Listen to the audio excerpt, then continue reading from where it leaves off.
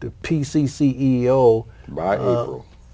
a good hot meal, contributing $1 is minimal, and I certainly would support that, because I know food costs have certainly gone up, transportation costs in terms of gas has gone up, and to be able to do all of that for $1 is still a gift of love. And it's not because you're trying to make money off of it, but just try to keep your doors open. You say you are federally funded also? Right. And the money comes through the state, or does it come straight to you federally? It comes through the state. Okay. Well, knowing federal government is in trouble, trillions of dollars. The state is in trouble, billions of dollars. By the time it finally gets to where the rubber meets the road, and that's helping the people, a lot of action has to take place in terms of the service provider, and obviously you're doing a great job because you continue to receive the funding, and I know those programs are monitored closely and watched closely, and in order for you to have continued to do these kinds of things, you must be handling it professionally. And I would certainly hope that, again, as I've talked about the other programs, that people who are participating in the program, the seniors, be sure to let politicians and as well as others know what a real benefit of this program would be. I would assume, and maybe you agree with me, that it would have a very negative impact if this program was eliminated or even cut. Would you agree with me on that? I would certainly agree with that, and I think there are a number of people who eat the meal that would agree with that. Mm-hmm. And I'm not the person that would ever make the suggestion that someone not receive a meal. Right. Because right. there's not enough money. Mm-hmm. Because the federal government or the state government has not funneled that money in. Mm-hmm. I'm not going to say that resident X who lives in apartment 411 mm-hmm. can no longer eat. Right. And I'm not going to tell his relatives that. Mm-hmm. What is the normal age range when you talk about feeding seniors, although you say that in some of the residential sites, if there are other people there who may not yet be of that age, what is that age that you normally would be focusing on? We generally look at 60 as the age. 60? Right. Okay. Obviously, people who live there who are handicapped mm-hmm. and wheelchairs mm-hmm. and have other disabilities are eligible, but we tend to have the seniors first in line. Right. The older seniors, those 70 and older, uh-huh. are first in line, and then we go from there. And about how many seniors are you able to feed through your program, approximately? We would say out of that 160, at least 110 are seniors. Okay. So basically, you're feeding 160 people, and I don't have in front of me what the statistics are, but there are a lot more seniors who probably could benefit from that program. And as you say, these are seniors who are primarily located in sites. Right. And most of our seniors probably aren't even in sites. So this is a program that I'm certain is needed and is reaching many people who, without such a program as yours and through the effort of yours, April, would not at all probably even be living, because we're talking about something basic. We're talking about food. We're talking about good food. We're talking about nutritious food. Well, I'm getting time signs that we're getting ready to kind of close out this part of the program, but I do want to let you know how much I appreciate the two of you and the job that you're doing, and I'm certain I'm speaking for hundreds of other families. Not only is that senior that you're helping directly, but I'm quite certain that there are some relatives who are glad to know that Uncle John and Aunt Mary are in a program where they can receive some food. And come back and share with us more information as it relates to a program. We're going to be taking another break and continue on and talk about PCCEO. And I want you to stay tuned and see who my special guests are on the next segment of the program. They're very important to PCCEO. We'll be right back. Welcome back to Captions. As we are wrapping up our series on helping people changing lives, I now have the privilege of talking with the President CEO, McFarland Bragg, and the Board President of the PCCEO, Cassaundra Powell. Welcome to Captions. Thank you. Thank you. McFarland, your face goes all the way back into my memory. I guess there was a Michael Banks who was here at one time. Right. How long have you been with PCCEO? I've actually been employed with the organization since January of 1975, but I actually started as a volunteer doing a radio program for the organization in September or October of 1974. Wow, so that means you've been around here at least some 35 years, providing guidance and assistance as far as directing the program and the wide variety of services and meeting the needs of so many individuals and so forth. What brought you to Peoria to begin with? Actually, I came to Peoria to attend Bradley University. Okay. And spent some time in the Marine Corps Reserve. At that time, Vietnam conflict was still going on, and they still had the draft at that time. My number was 26 in the lottery, so had several fraternity brothers that had gone through the Marine Corps Reserve. Wasn't looking forward to being shipped over to Vietnam, because at that time a lot of African Americans who were being drafted into the military were being shipped directly to Vietnam. So spent 4.5 years with the Marine Corps Reserve and only had 6 hours left to get my degree. Okay. And the agency allowed me to work on that 6 hours that last semester, and I graduated from Bradley in May of 1975. Well, that is fantastic, and I know throughout all the years that I've known you, and also even had an opportunity to work for you, as well as I'm working for you now in terms of CAPtions is sponsored through the PCCEO.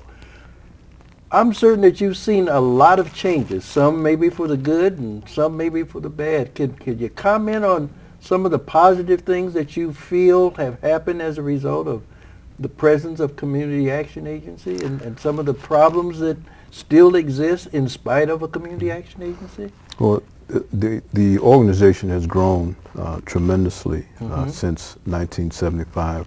When I first got here, we only had a few programs. Okay. Head Start and our daycare program and senior meals were probably the largest programs that we had. We had an alcohol rehab program as well. And we had back then what we called general community programming, and that was our outreach arm. Our outreach workers basically would find out services that individuals needed in a given community, and then as part of our planning effort, if there were resources available to write grants to help solve those particular problems. That is what I initially started doing. I actually began developing a management information system for the organization. They, at that time, didn't really have a mechanism to report the services that were being provided monthly, quarterly. That's kind of how I got started. I got into the Head Start program in probably March of 1975. I went to a staff meeting on a Monday. I was given an audit guide. They said we have a financial and compliance audit scheduled for the next 2 weeks. Read the audit guide, go to Head Start, and get ready. And that's really how I got into the program. Well, that is fantastic. I would imagine you've seen growth in terms of staff. What is the size of your staff today compared to maybe it was when you first started? Right now we have about 150 full-time individuals. Wow. You're a large employer. Yeah, another 35 part-time employees if you include, and that's not including our foster grandparents. We average biweekly payroll of about $250,000. A biweekly of $250,000? Yes. Approximately what kind of a budget do you have to operate this myriad of programs? Last year, with the balance of the ARA funds, we audited $19 million. $19 million? Yes. So you're not a small change outfit But I would imagine in spite of 19 million, you still are short in terms of really reaching the total need of the people who are on your eligibility list to be served. Am I right? If you take a look at that, if you take a look at the impact that the recession has had on our community, also serve on the Workforce Network Board from October of 2008 through December of 2010.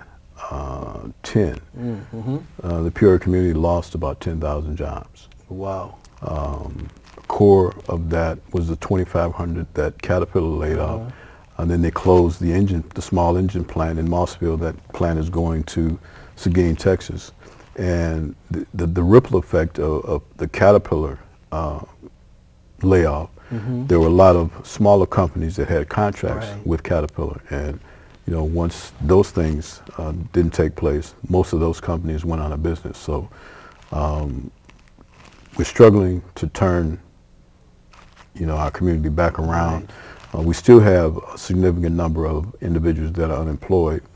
We just recently got some information from the Tri-County Regional Planning Commission on census tracts that are predominantly in the south side of Peoria. Got some very alarming numbers there, one of which is individuals between the ages of 18 and 24. 46% of those don't have a high school diploma. Wow. In police districts 4 and 8, which is basically the south side of Peoria, the poverty rate is about 46%. And I know that one of your focuses in terms of all of your programs is really helping people to move towards self-sufficiency in terms of employment, in terms of education, in terms of all aspects of life. And that's your real goal, is to move people towards self-sufficiency. We've kind of taken self-sufficiency really to another level. Okay. And our focus now is making sure that individuals that we serve and the community that we serve has what we consider to be economic security. Okay. You know, we know that if our communities are going to turn around, if they're going to stabilize and grow, we have to figure out a way to improve the economy. In that same area, you don't have a major employer. Okay. With the redevelopment of Warner Homes, Harrison Homes, a lot of the individuals that were living in those neighborhoods are no longer there. So we've done some things in partnership with the city, with the Housing Authority, to help submit a Choice Neighborhoods proposal. Didn't get funded, but that group is still together because we want to bring the south side of Peoria back to where it used to be. I've often said the city has made over the last several years a significant disinvestment in our older neighborhoods, and you know, the city doesn't have a lot of money. We were just in Washington talking to our state senator and congressman about the budget debate that's going on right now, and there's not going to be a whole lot of money available from the federal government to help solve some of these problems. So there's some things that we're going to have to do, take a look at collectively in partnership with other organizations to help move that agenda forward. Okay. Cassaundra, Yes, how sir. long have you been president of PCCEO? For the last 14 years, Mr. Bohannon. Last, how many did you 14. say? 14. Yes, sir. So there's a lot of stability. You've got a CEO that's been here for 3 decades, and you've been here for over 1 decade. And I think that that's important for the community to know, and I think it's shown by the quality of services and the direct. What is the primary purpose of a board? What does it do in terms of the operation of PCCEO? The primary focus for the board of directors is to set policy and govern. Okay. The day-to-day responsibilities are for Mr. Bragg, who is our president and CEO, and his admin staff and his other staff. We are invited to participate in events and programs, also to participate in trainings, and to get as much information as we can about the agency, so that when we are asked to deliver or give information, we're well equipped to do that, sir. So in a sense, you're the ear to hear what's going on in the community from the people, and in a sense, you're the voice to the organization to make certain that it is in line with what the real needs are. Yes, sir. And from what I understand, I think it's made up of a public service sector,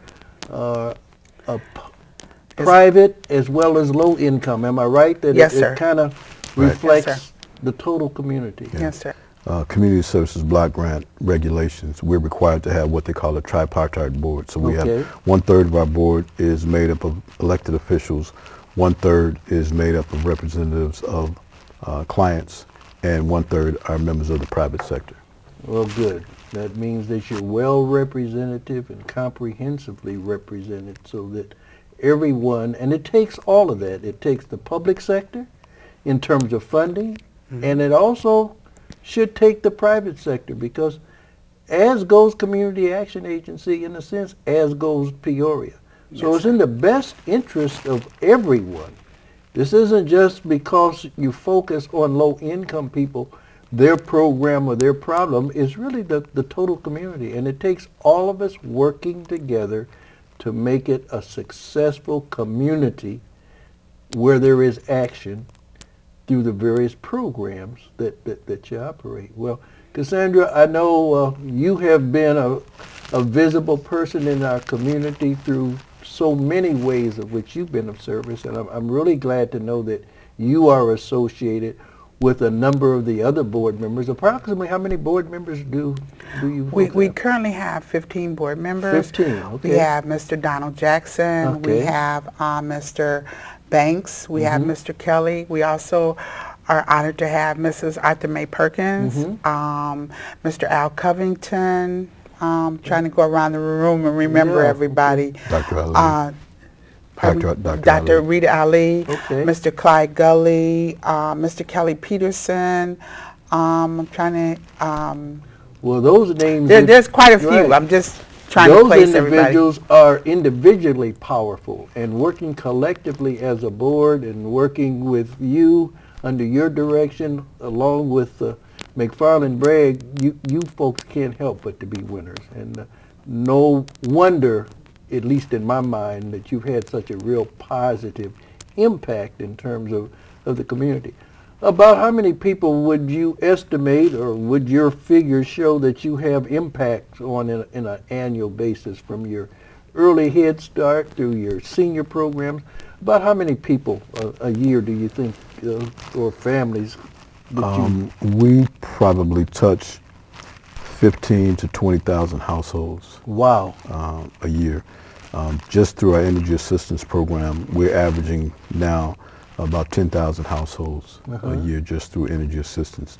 If you couple that with the activities that we have going through our food bank, because our food bank services 8 counties. And again, given the need that we're seeing, last year we probably distributed through our food bank about 2.5 million pounds of food.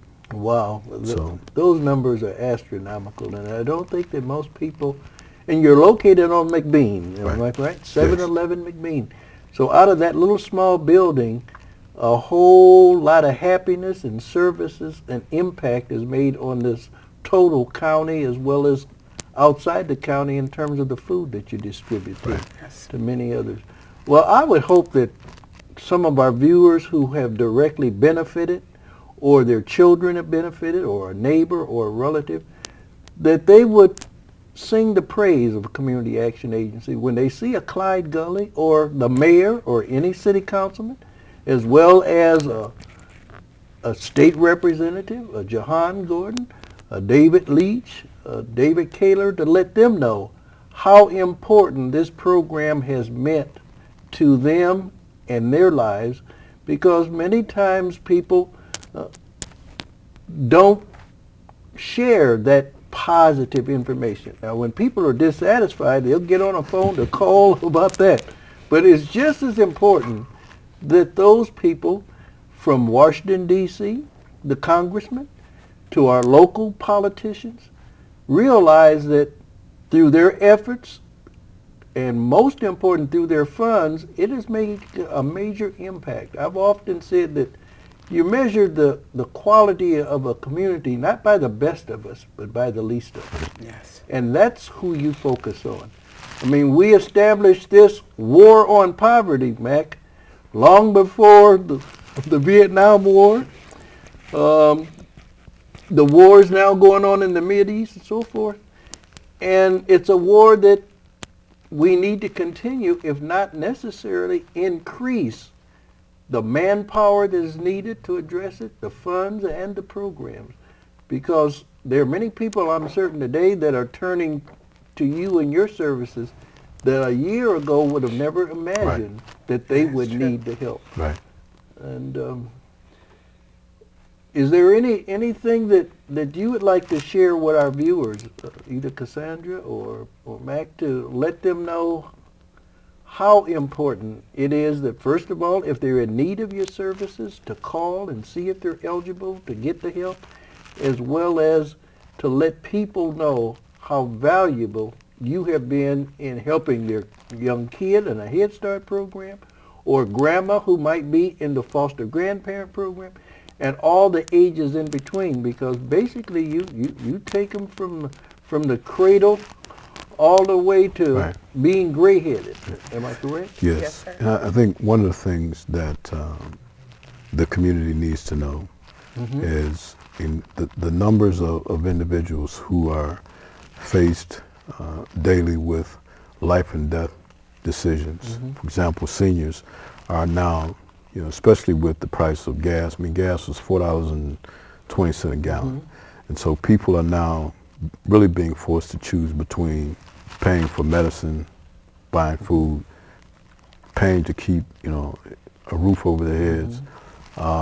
In the debate right now that's going on in Washington about the budget for fiscal year 2012, we resolved the issues for the current fiscal year, which ends September 30. But the debate that's going on for the budget for fiscal year 2012, which starts October 1, the reductions that they're proposing for individuals who can least afford that, the amount of money that they're talking about reducing from the federal budget is not going to have any impact on the deficit. The domestic spending, if you take a look at the overall national budget, domestic spending only represents about 16% of the total budget.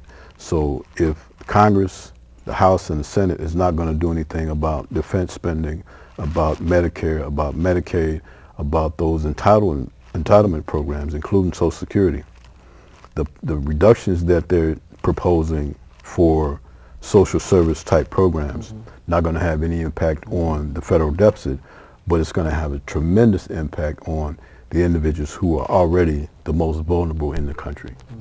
And they need to pay attention to that. A lot of the proposals that are coming forward to help balance the budget are not going to do that, just going to create a bigger hardship on economically challenged families. Well, I'm glad you said that, and as you know, when I worked for the city for some 17 years as the Human Services Director, I was always challenged to see to it that our government used whatever funds they had to make certain that we met many of the social needs. In addition to filling potholes, that's important, arresting people who are doing the wrong thing, putting out fires in homes, that we also had an obligation to the citizens and to the people. And I would certainly issue that challenge again to local government. I know that they too are faced with budget deficits, and one of the first things they'd probably think about cutting out is whatever money might be going to social services or that type of thing. But it is needed. In fact, it's the fabric that holds the community together. And I would certainly hope that those that are listening, if they have a hard heart toward federal government or state government or local government, and we don't have the money for this and the money for that, believe me, cutting out the vital services that are operated through PCCEO is not going to balance a city budget, a state budget, or a federal budget. But certainly will have a tremendous negative impact on their friends, their neighbors, themselves, and that we need to realize that we need to speak up to let people know how they have been helped and how vital those services are. so that those people who come, because as they say, the politicians listen to the loudest voice. Well, we need to have some loud voices letting people know how important it is to maintain the infrastructure of human services in terms of meeting the needs of people. Well, I want to thank the two of you. I'm getting signs that our time is running up, but I want to make certain that the people get the message that you are here, you've been here for a number of years, you provide professional services, you have a dedication to each individual, each family, the community as a whole. And for those of you who are watching tonight, again, if you're not familiar with PCCEO, your head must be in the sand, because they are everywhere and doing everything. And I want you to support them. I want you to say good things to people that have happened to you, so that they too know that they are helping people, they are changing lives. This is Andre Bohannon again, thanking you for watching Captions. May God continue to bless you. Good night.